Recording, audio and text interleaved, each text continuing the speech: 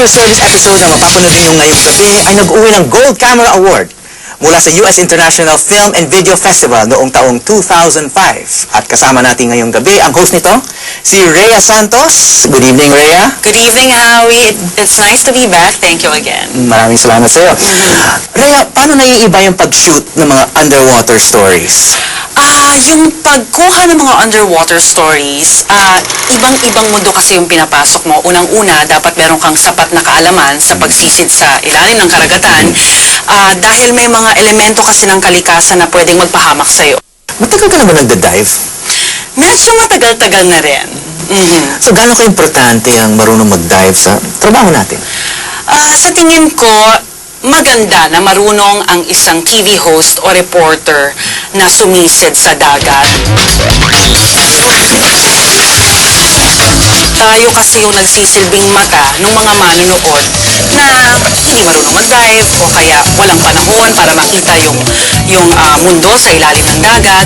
So, paano nyo napili itong mga lugar na to? Proud ako sabihin na magagaling yung pool of researchers ng At Your Service. Kinalugad nila yung iba't ibang barangay, nagtanong-tanong. Actually, marami na rin kasi kaming mga barangay na natulungan, nakipagtulungan din sa amin, kaya nakakreate na rin kami ng network. Kadalasan ang pinapakita ng mga public affairs shows sa TV, mga problema, mga issue ng bansa. Pero yung At Your Service, at lalo na itong episode na to, ay tinutukan nyo yung mga solusyon sa mga problema. Siyempre, pag good news, laging masarap pakinggan, masarap panoorin. Matagal na rin siguro napapansin natin, laging nagiging sentro ng mga balita, yung mga isyong pambansa. Pero actually, maraming mga issue na kailangang i-address sa mga barabarangay. Ano yung mga gandang alaala mo tungkol sa episode na to? Siguro yung naiisip ko, yung sumisid kami sa ilalim ng karagatan ng Calatagan, Batangas. Ang mga kasama kong nag-dive nakuha pang mag-cruise at mag-picture taking sa ilalim ng dagat. Kung sisisirin niya talaga yung ilalim ng dagat, napakaganda, parang Egypt sa ilalim ng dagat.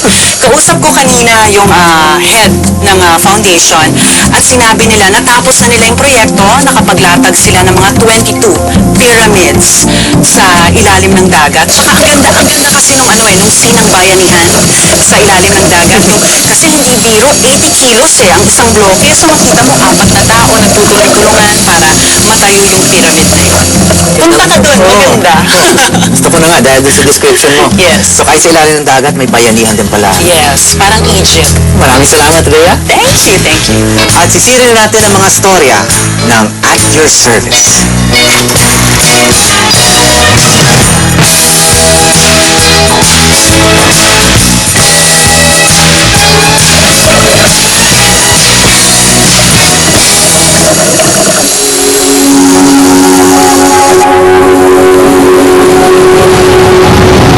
Kilala ang barangay Bagong Silang, Calatagan, Batangas sa mga beach resorts nito. Malinaw ang tubig sa dagat at masarap maligo. Pero sa ilalim ng tubig, may problema. Dati, marami ang yamang dagat dito. Pero ngayon, halos maubos ang mga ito dahil sa talamak na iligal na pangingisda. Talagang dito noon, nandyan yung mga putok, yung illegal fishing, dynamite. Ang resulta, nasira ang mga bahura o coral reefs na pinangingitlugan at pinamamahayan ng mga isda. Year 2000 at 2001, wala nang coral reef doon. Kasi dinamita, gumamit sila ng cyanide. Kaya yung mga coral namatay lahat. Yung mga isda, nagsialisan. This looks like a job for At Your Service. Kasama namin sa misyon ang Conserve and Protect the Oceans Foundation, isang non-government organization na nangunguna sa pagsagip ng mga bahura sa dagat. Ang plano ng grupo, tumulong maglagay ng artificial coral sa ilalim ng dagat. Pero bago kami magtungo sa dagat, isang bankathon ang handog ng foundation sa barangay. Ang kauna-unahang karera ng bangka para makadagdag saya at may premyong gamit pang kabuhayan para sa komunidad.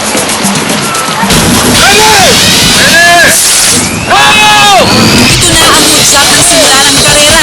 Suportado ang mga kalahok ng buong barangay. May mga nagbangka pa para mapanood ang karera. Marami rin naman ang masayang nag-abang na lang sa may hakbang. At ang hagwagi.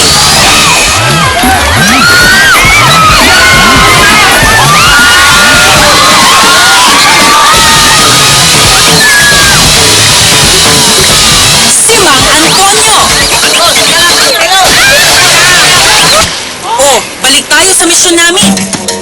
Ipinasyal ako ni Jeff Santos, ang operations manager ng foundation kung saan ginagawa ang mga artificial coral. Kasi ang idea namin doon sa bamboo is madali siyang magkaroon ng algae. Mabilis, di ba? Parang nilulumot ka agad. Yun ang gusto ng mga shrimps. Di ba? So dadami yung shrimps doon sa pyramid. Darating siyempre yung mga predator. Makakain ng shrimps. So lilipat sila. Tapos hanggang pag nakita nila, doon na sila babahay. Sila mismo ang gumawa ng disenyo nito. Kailan niya ibababa to? Mayroon pang ang isa para talagang dive house. Ano ba yung process? Okay. Magkita tayo sa baba. Isang level. 1, 2, 3.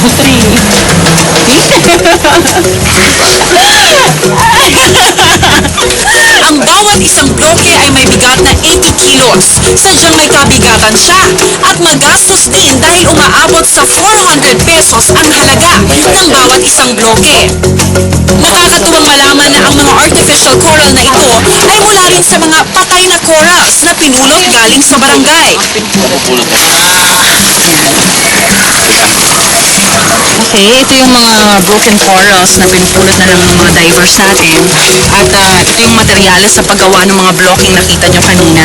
Actually, ito yung resulta ng mga illegal fishing na ginagawa dito sa karagatan natin. So, ayan. Pagkatapos, kailangan ko nang maghanda para sa aming pag-dive patungo sa ilalim ng dagat.